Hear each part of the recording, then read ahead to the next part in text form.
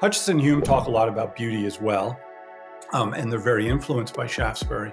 But when they're talking about beauty, almost always they're talking about our assessments of a beautiful object, as opposed to the first personal artist's perspective on creating something beautiful.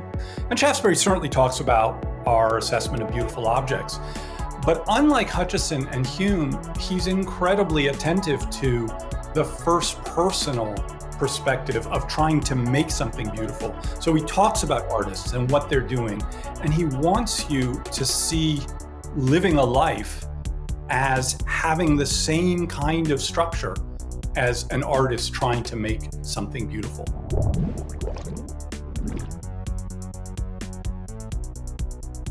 Hello and welcome to Chasing Leviathan. I'm your host, PJ Weary, and I'm here today with Dr. Michael B. Gill, professor of philosophy at the School of Philosophy, Psychology, and Language Sciences at the University of Edinburgh. And we're talking about his book, A Philosophy of Beauty. Appropriate cover, beautiful cover. Shaftesbury on Nature, Virtue, and Art. Dr. Michael Gill, wonderful to have you on today. Thanks a lot. It's wonderful to be here, PJ. Thank you. So just off the bat, Dr. Gill, tell me, why this book? Well, I guess part of it comes just autobiographically from this tendency I have to slip back in time. So I started out studying Kant, and I thought after a while, no, I can't really understand Kant until I understand some predecessors. And so I slipped back and eventually got to Hume. And I thought, well, I can't really understand Hume unless I understand Hutchison, because he's so influenced by Hutchison. And then after spending another 6 months on Hutchison, I said, I can't really understand Hutchison unless I understand Shaftesbury. So that's how I slipped back into Shaftesbury, which is a tendency I've had. And then when I got to Shaftesbury, one of the things that just immediately struck me was the great challenge of the surface of his text. He's a really unusual writer. And when I say unusual, some would take that to be euphemistic. In his day, in 1710 and 1720, he was thought of as a great stylist, as one of the greatest writers of his day. Before too long, and certainly by the 20th century and the 21st century, it's much more common to see his texts as difficult and unruly and needlessly complex and tricky and hard to understand. And a lot of people I know who like the philosophy of that period will say, I just can't read it. It's just too literary. It's too Byzantine. There are too many self-references. And so just as a writer, I found him fascinating. And I love the challenge of trying to take on this text and make as much sense of it as possible. Why did something that people in 1720 thought was the greatest stylist of the day come to be thought of as really just unpleasant to read and not worth it? And I wanted to figure out why it was worth it. And then there's also just the fact that he's an enormous influence. I mean, he's one of the very first people writing in English to speak of aesthetics. Most histories of British aesthetics will start with Shaftesbury. His influence on moral theory and the moral sense theory is equally profound. I think he had incredibly prescient things to say about religion and politics and psychology. So his influence is enough to justify it in my mind, along with those other matters. And then finally, I just found it inspiring. The more I got into it and the more I read, the idea of trying to find the beauty in the universe, trying to make of your life a work of art, trying to make your life into something beautiful, and how he tries to develop that, and how he tries to develop that through a lot of ambivalence and a lot of psychological and interpersonal difficulties was just fascinating to me. So it ticked a lot of boxes philosophically, historically, but also just in a question of style and fun and challenge. So that's why I got into writing the book. Thank you. Great answer. And kind of leads into one of the main questions I wanted to ask, because it immediately presents itself. I love that his philosophy of beauty, his focus on beauty, shows up so much in the form of the book, both in its multitude of genres and in its cover and its art. Can you talk a little bit about how he used the book itself as an object and how he used the different genres to showcase his philosophy of beauty, or even to maybe better explain it? Yeah, absolutely. He was incredibly attentive to the physical book, as well as incredibly attentive to style and to voice and to character, to all of that. With regard to the physical book, one feature is that he wanted to make one book that had harmony and unity, because his notion of beauty is of unity and harmony.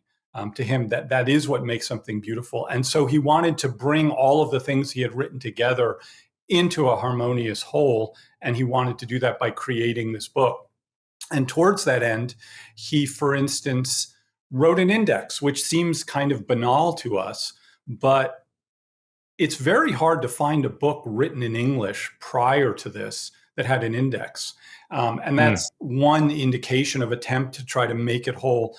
After he had written the main works, he then wrote what he called miscellaneous reflections, which were hundreds of pages in which he tried to bring all the different ideas together and show how they fit together.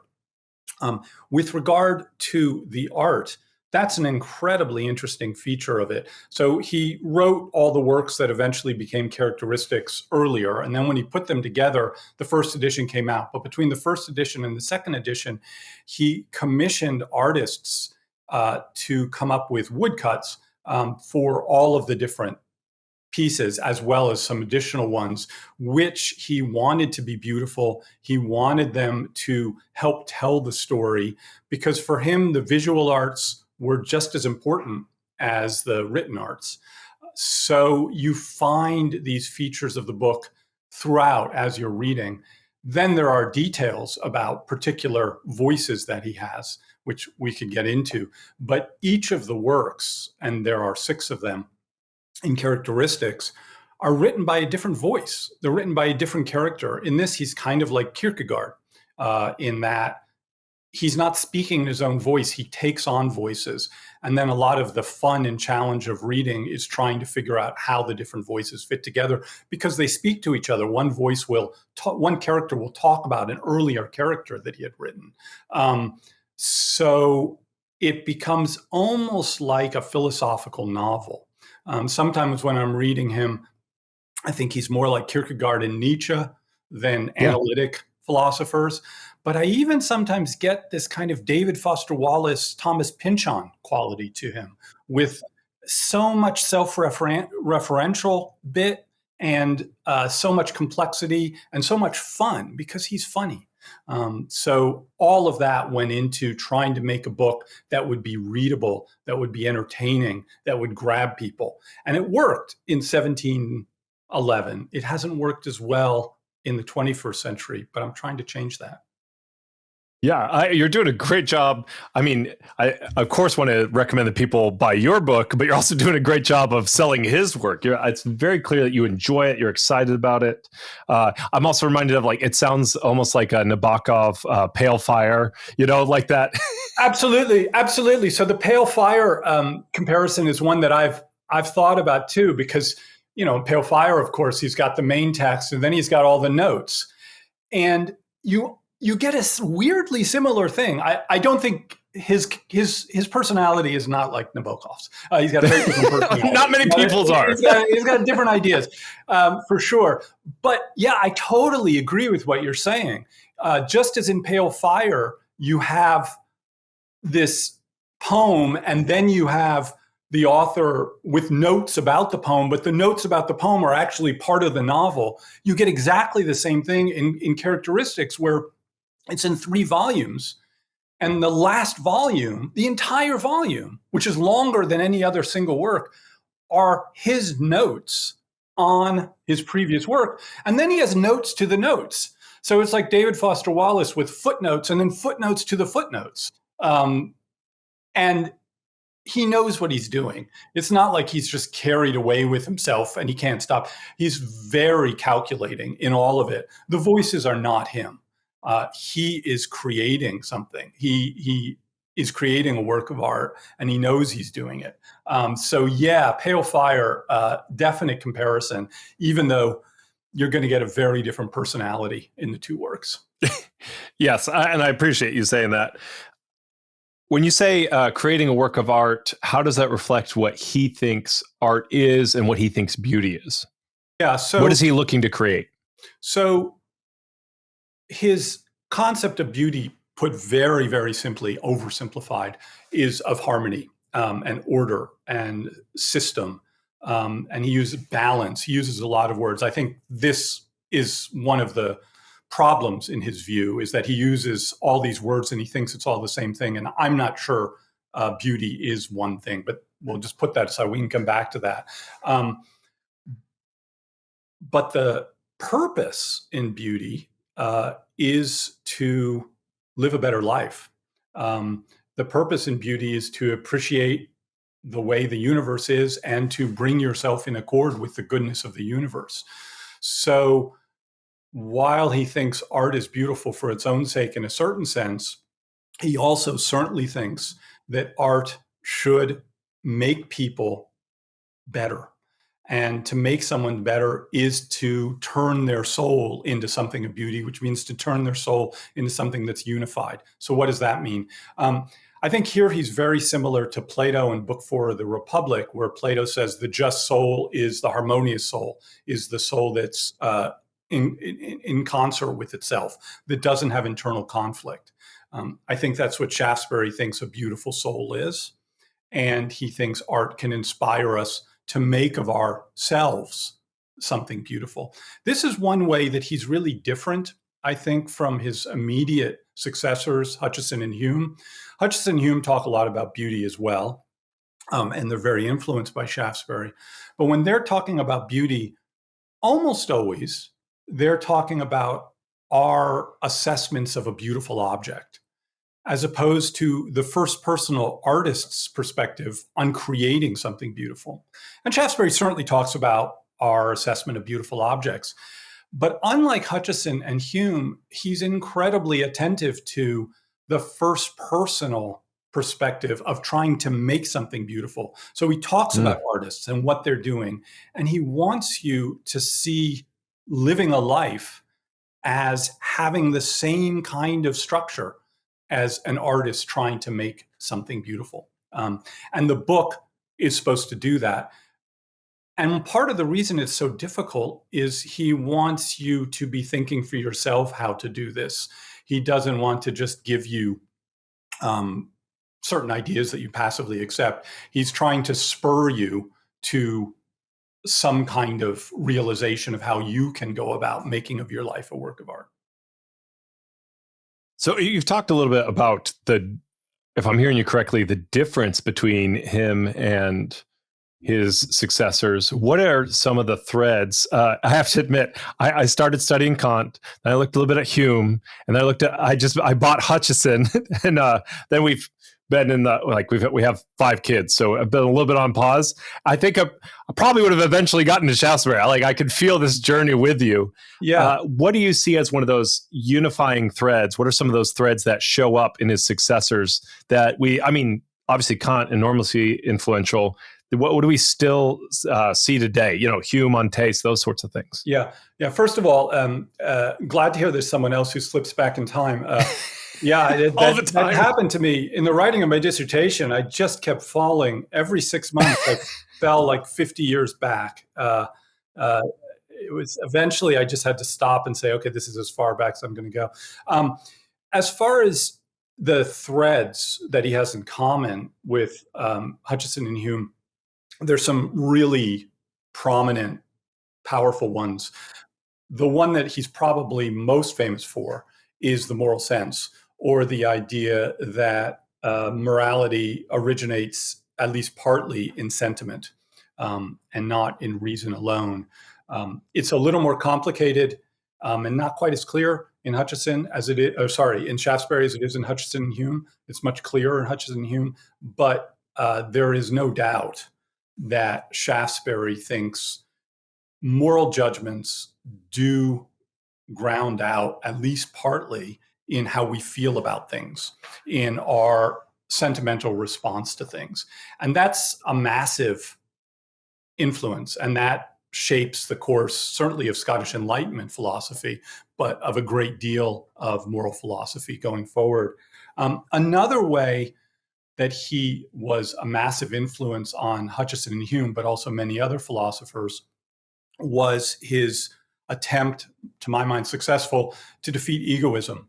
So if there's one view, there are a lot of views actually that he's opposed to, but there's no view that he's more opposed to than what he perceives as the Hobbesian and Lockean view that humans are motivated entirely by self-interest. And this, I think, is one of his greatest achievements in what we would call psychology. I think he gives very astute and sophisticated analyses of human psychology. And he establishes, to his satisfaction, that humans are motivated by a lot of things other than self-interest, such as altruism. One thing that's super interesting about his attack on egoism and his affirmation of altruism is, while he does that, he doesn't say altruism or concern for others is all good. He says, actually, most of the problems that we get into in politics and religion come not from people being overly selfish. It's from people caring too much about one part of the world rather than other. It's partisanship. It's party. And party, which leads to all sorts of vicious enthusiasm and conflict. The love of party is not selfish. The love of party is born of our sociability. It's because we have incredibly strong feelings towards our in-group. But unfortunately, these incredibly strong feelings towards our in-group lead into antipathy to those in the out-group. And this leads to partisanship, and this leads to all manner of problems. So on the one hand, a very positive view of human nature. We're not entirely selfish. We really do care about other people. On the other hand, not a Pollyanna view, because actually what he calls the herding mechanism tends to lead to more problems in society than pure selfishness. He thinks pure selfishness is not very nice, but purely selfish people don't tend to cause as much mischief as vicious partisans. So that was another influence, this attack on egoism. There's I wish I could remember the exact quote, but it's Chesterton talking about there's nothing like a true, like a robber baron is not as bad as someone who has that really twisted but super conscientious moral sense where they're constantly hounding you. It seems a similar idea. Yeah, absolutely. Absolutely. I mean, and this is something that Hume picks up on a lot. He's worried more about fanatics and people who are driven by crazy enthusiasms than he is by sober egoists. Sober egoists are a problem, but not as much. So he's really concerned about that. And in the first book that he wrote in 1699, The Inquiry Concerning Virtue, he starts out by discussing how belief in God affects our moral character. And he says some things there that I don't know if many people could have said and gotten away with it. He was an earl. Actually, at that point, he wasn't yet an earl, but he was very high born. He had that privilege. He had that privilege to get away with it. But what he says there is, if you believe in an entirely good God, that's going to be good for your moral character. And he talks about that. He says, if you're an atheist and you don't believe in God, you can still make correct moral judgments. You still have a moral sense. You can still be good. He thinks it's harder. He thinks it's really hard to be entirely virtuous if you don't believe in God, because the world is so unfortunate. So many bad things happen in the world that if you don't believe there's a purpose for it, it's hard to keep your confidence in doing the right thing. But he thinks it's possible. It's really hard not to give in to despair. So that part is super controversial, because it's very common in the 17th century to think atheists can't be moral. Not even non-Christians can be moral, let alone atheists. Yeah. But then the third part is that he says much worse than atheism is belief in fanatical religion, and he's really criticizing Puritans here, is belief in a God who punishes people for things they didn't do, belief in a capricious God. This will corrupt and pervert your moral sense. And this will make you much worse than you would be if you just didn't believe there was any God.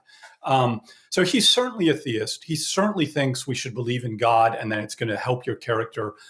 But you could be virtuous. It's just really hard if you're an atheist. And much worse than atheism is fanatical false religion, which he associates with the Puritans, among many others.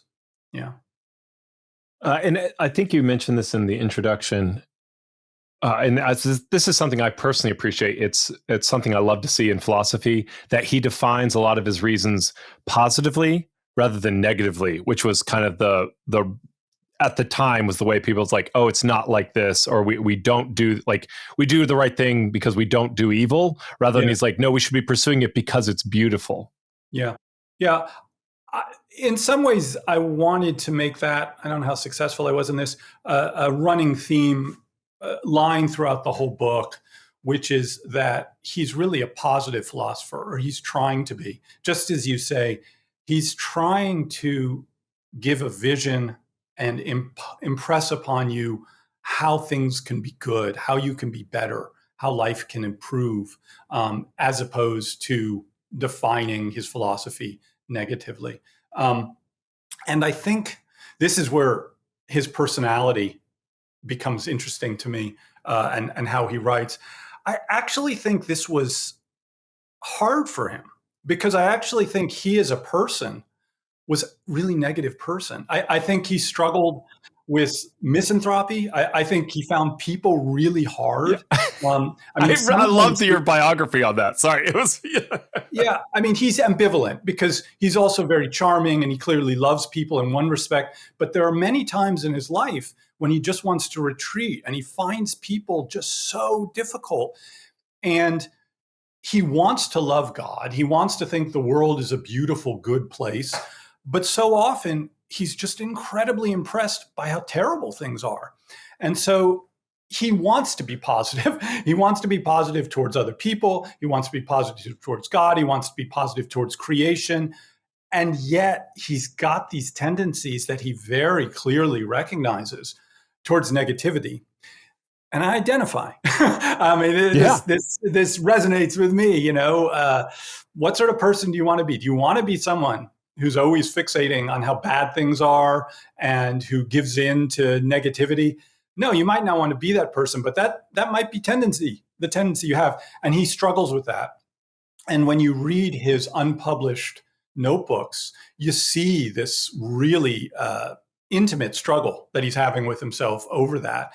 And I think the way he thought he could resolve this, the solution was to write philosophy in the way he did. And that's what he's trying to do. So yes, I too appreciate this positivity that he's trying to put throughout his work. And I find it super interesting that it didn't come natural to him. It was very much a conscious effort to do that, both in his personal life and in his writing. I wanted to make this connection, and let me just see if this, when we were talking about his anti-partisan stance. Yeah. The reason he thinks partisanship is so bad is because it focuses too much on one part and is not harmonious, so it's not beautiful, which is what he thinks moral is. Is that absolutely just a little link there? Okay. Absolutely. So virtue is integrity. Integrity is another word for wholeness, being integral. And there are two senses of integrity that he uses. When we speak of integrity, we generally mean just inside one person. If I have integrity, that means I'm consistent with myself. But when he speaks, he means that, but it also means the integrity of humanity, certainly of your political unit. And so, just as you say, Um, if you are putting one part into conflict with another, or you see the rise of one part as inextricably linked with the downfall of another part, that's the equivalent of having internal conflict in your soul. That's the equivalent of being Plato's unjust person. You have this conflict, and you shouldn't promote that in society any more than you should promote it in yourself, any more than you should promote it in your art. So yes, absolutely, that's the connection there. Yeah, that's exactly right. And ultimately, we're supposed to be in harmony with all of humanity. But I think he's reasonably cautious about saying he expects that of people. He has two of his characters argue about this, and one of his characters says, "Yeah, you tell me I need to love all of humanity. I don't think that's psychologically plausible. I can I can love my friends. I can love a few other people. Maybe I can love, people in my party. I don't know. But love all of humanity, it's too mysterious an object. It's like I can't do that. It's too massive and just psychologically. And Hume actually speaks directly on this point, and he agrees with that character. He says, Yeah. human psychology cannot form the idea of all of humanity in a way that we can have and so Shaftesbury has one of his characters say that, but it's a dialogue. And his other character says, well, it's really hard, but you can try and maybe you can get there. So, and this is a way in which his being able to write dialogue really serves his purposes here, because he can kind of say both things. He can express these sorts of doubts that Hume would later agree with, but he can also express the aspiration.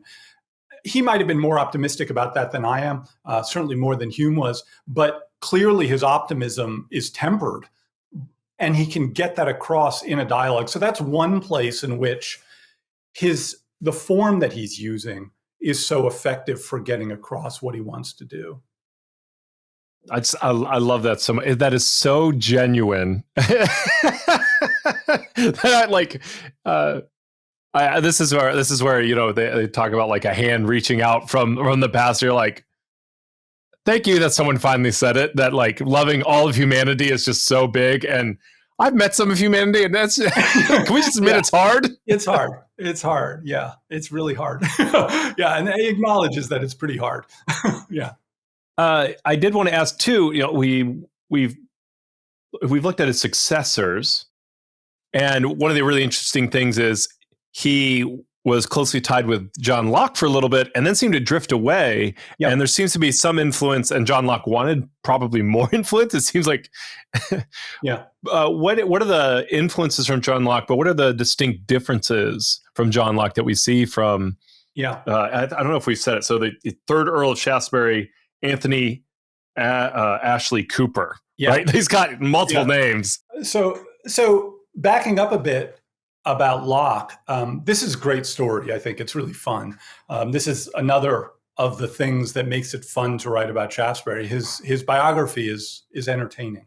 So backing up a little bit, a couple generations, Shaftesbury is the third Earl of Shaftesbury.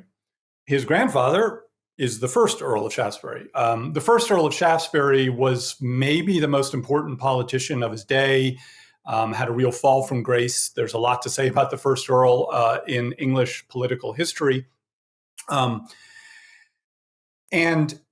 the first Earl of Shaftesbury hired as his factotum one John Locke. And John Locke had an enormous influence on the upbringing of our third Earl. So the second Earl needed a wife, so John Locke went out and found him a wife. Then they had a son, which is our Shaftesbury, and Locke was put in charge of his education. He didn't educate him himself, but he hired the tutors for Shaftesbury, and they knew each other all of Shaftesbury's life, and they were very friendly. They were like family members. I mean, Locke was kind of like a favorite uncle of Shaftesbury's. He was around a lot, which is extraordinary that the two philosophers had such a connection. And they continued to talk basically until Locke died, when Shaftesbury was in his early 30s, I think it was. And obviously, Shaftesbury learned a lot of philosophy from Locke. What were the differences? What's interesting is that Shaftesbury thought the differences were more important than the similarities. And three related areas of difference. One area of difference was on innate ideas. Locke famously argued in the first book of the essay that there are no innate ideas. And Shaftesbury thought he didn't say there were innate ideas because he didn't want to tangle with Locke's argument, but he said, let's not call them innate ideas, but we have these instinctive dispositions. And he used a Stoic idea of instinctive dispositions, and he just didn't want to get into the philosophical arguments with Locke. But I think he really did disagree with that. The other major place he disagreed was something we've talked about already, which is human motivation. So he attributed to Locke, rightly or wrongly, an egoistic view of human motivation, and specifically an egoistic view of religion. So he attributed to Locke, and I think there are some questions about whether he was fair to Locke here, but I'm going to bracket that for now. He attributed to Locke the idea that our only reason to be moral is because, or our ultimate reason to be moral, not our only, but our ultimate reason to be moral is that that's how we can get to heaven. And if we're immoral, we'll go to hell. And that God's rewards and punishment were the ultimate justification for morality. And Shaftesbury thought that was an incredibly pernicious view. Yeah. And it was a self-fulfilling prophecy that if people came to believe that, they would become more selfish. And he had what has come to be known, I think, as the over-justification hypothesis. Do you know this literature, the over-justification hypothesis? So this is a study that was done years ago, but I think the 1970s, where young students who love to read books were given money to read a certain number of books. And then after they were given money to read a certain number of books, they stopped reading books on their own. And if they weren't given the money, they would no longer read the books. And this came to be known as the over-justification hypothesis. When we start rewarding people for things that they like to do for their own sake, it will pervert why they want to do it. And Shaftesbury says exactly the same thing about religion. He says, we should be moral and we should be religious because it's beautiful, because it's the right thing, because it accords with our soul. But if you convince people the only reason to do it is you'll go to heaven if you do and you'll go to hell if you don't, that will actually succeed in perverting people's motivational structures. And they will become that way. So it's a self-fulfilling prophecy.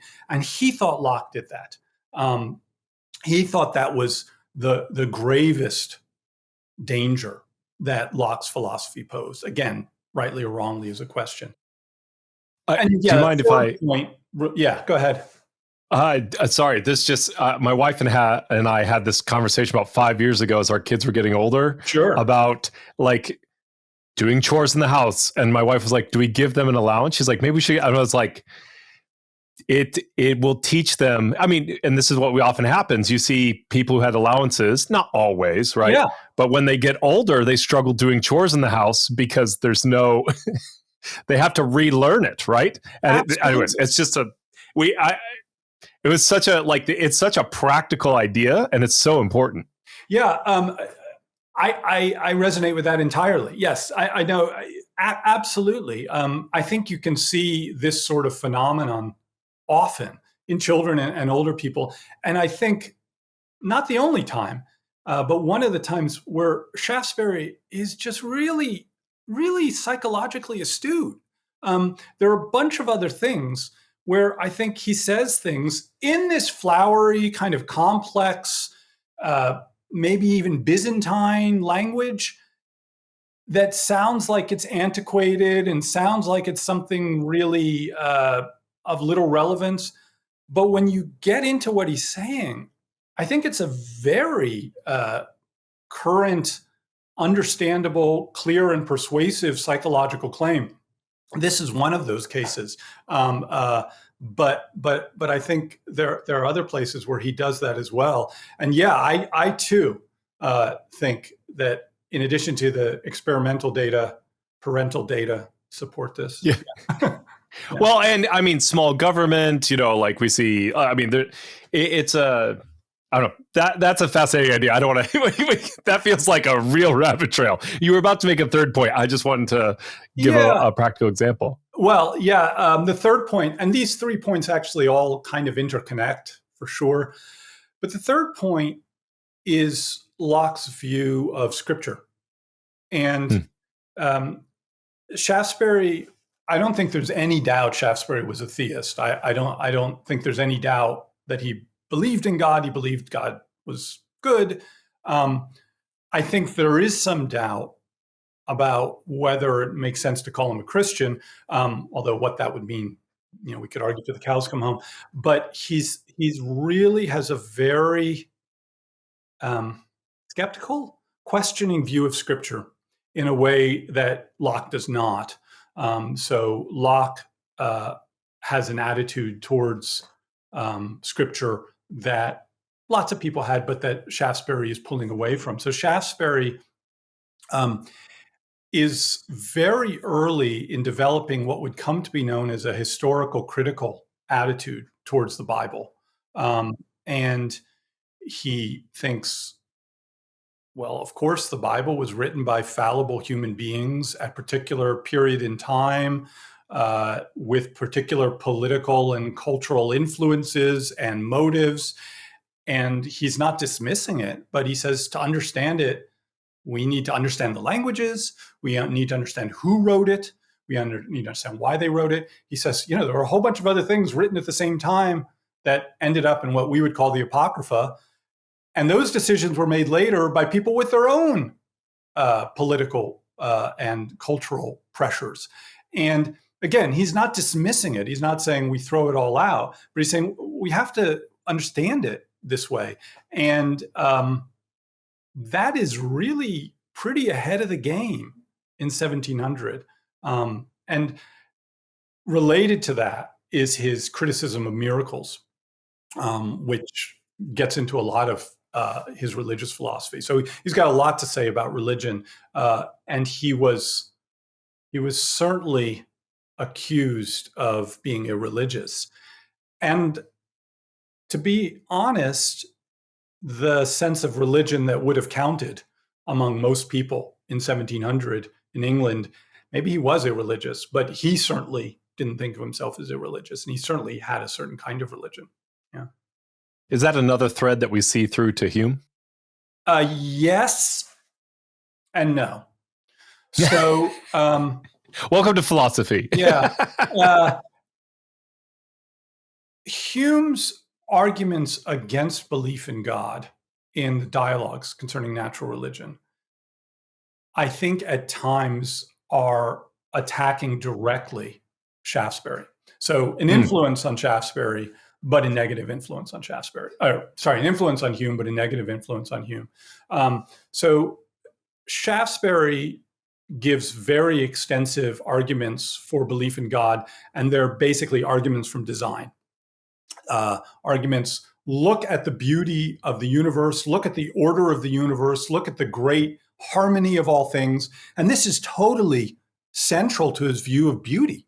Beauty is order and harmony and balance and proportion. And he says, when you look at the universe and you look at science and you look at nature and you look at how everything fits together, you see the entire universe is this incredible work of art. Great balance, great order, great harmony.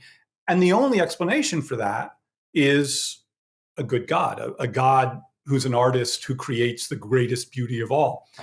And Hume, in the Dialogues of Natural Religion, just goes at it. I mean, Hume, his arguments against that argument from design are just incredibly extensive and really strong.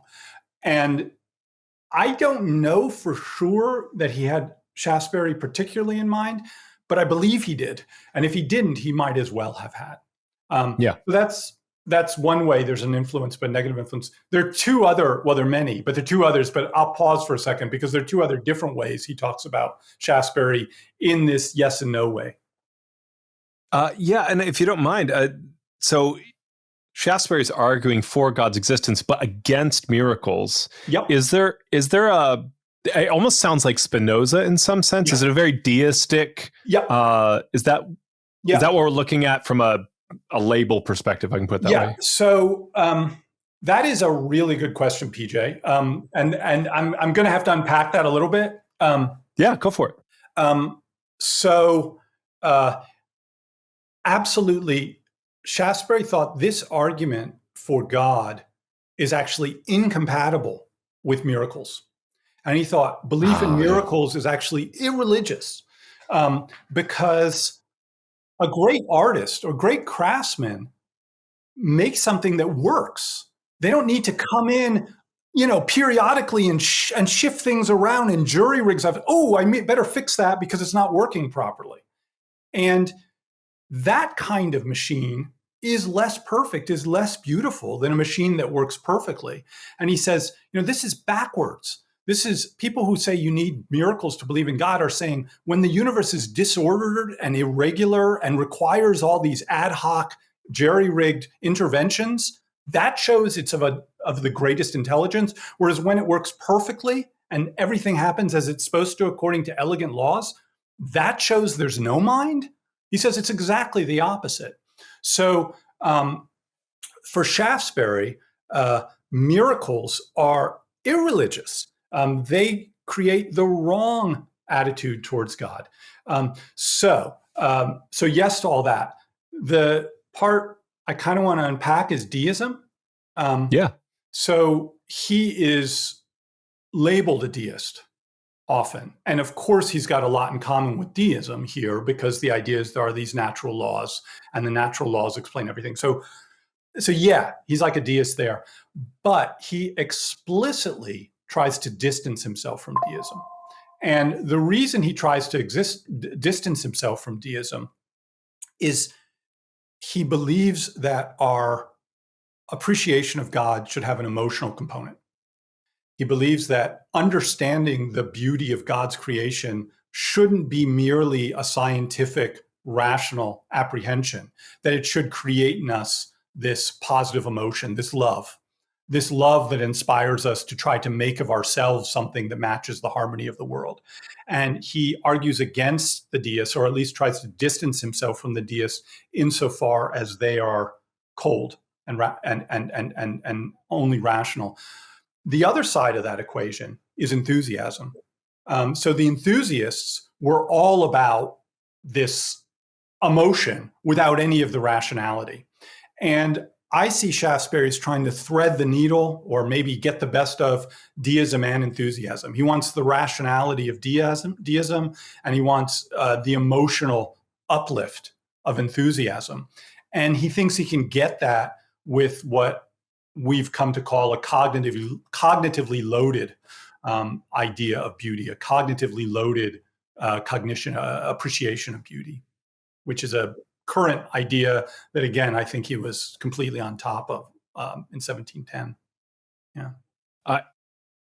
Great answer. Thank you. And I realized what I actually did is I asked like 4 questions in one. No, good questions. They were good questions. Is there any link to Spinoza? Not that I know of. Okay. I was just I'm just thinking of the argument against miracles, because of the orderliness. That was a shot in the dark. So I will be honest with you, PJ.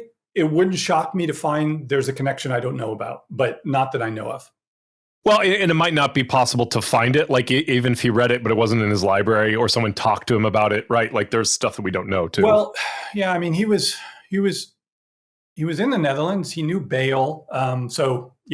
There's something to find out there that I don't know. Maybe there's something to find out there. Yeah. You can look into it, PJ. Yeah. No more work, please. We'll see where we get. Sorry, I just reminded me of Spinoza. It was a random question. Okay, there was something else in it. I wrote down, I have so many threads here. that are just awesome. I think what I'd like to ask, kind of as I want to be respectful of your time. Besides reading Shaftesbury, which you've done a great job of selling him as funny, how often do you hear someone say, "Oh, you should read this philosopher; he's funny"? That might be like the second time on the show. Can I just bracket here and say one of the things, one of the bits that's funny is, we have this. I'm interrupting you here, but we have this don't go for it. Of a humble brag. Yeah, sure. He's totally on that. He identifies people who do the humble brag, and he identifies them perfectly. It's really funny. He talks about the sort of person who complains because they think too much. They say, "Oh, I always think too much." I really envy those people who just can go about their life without having to think so much and think about all the complications. My life is so much harder. I wish I were like them, which of course is just, and he says, he doesn't use it, brag, but I mean, that's what he says. He says, of course, they're just bragging about how thoughtful they are and how intelligent they are, but they're putting it, and it's hilarious, but it's astute. I mean, he's good. Yeah. Yeah. Anyway, sorry. Oh, it's awesome. No, it's good. So besides reading Shaftesbury and besides reading your excellent book, which is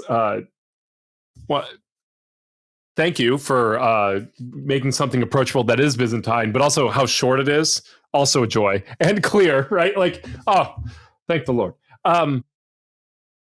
What is something that, after someone has listened to us talk about this philosophy of beauty, what is something that you would have a listener do or think about over the next week after listening to all this? Yeah, I think that the line that I find most poignant or pregnant in Shaftesbury is the idea of being a self-improving artist, which is being an artist of oneself, and thinking consciously about what yourself is and what sort of things you find beautiful, and whether you can make of yourself something like that. I think this conscious attention to self is very salutary in Shaftesbury. In a way, it can sound banal now. I'm not opposed to self-help books, by the way. I don't think self-help is bad. There's a lot of self-help that's good. There's a lot that's bad. But we have this self-help.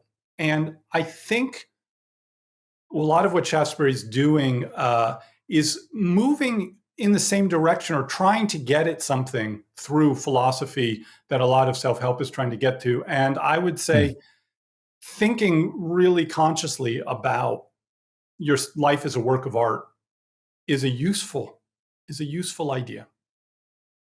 It's a beautiful idea to end on. Dr. Gill, wonderful to have you on today. Thank you so much. I really appreciate it. It was a pleasure, PJ. Thanks a lot.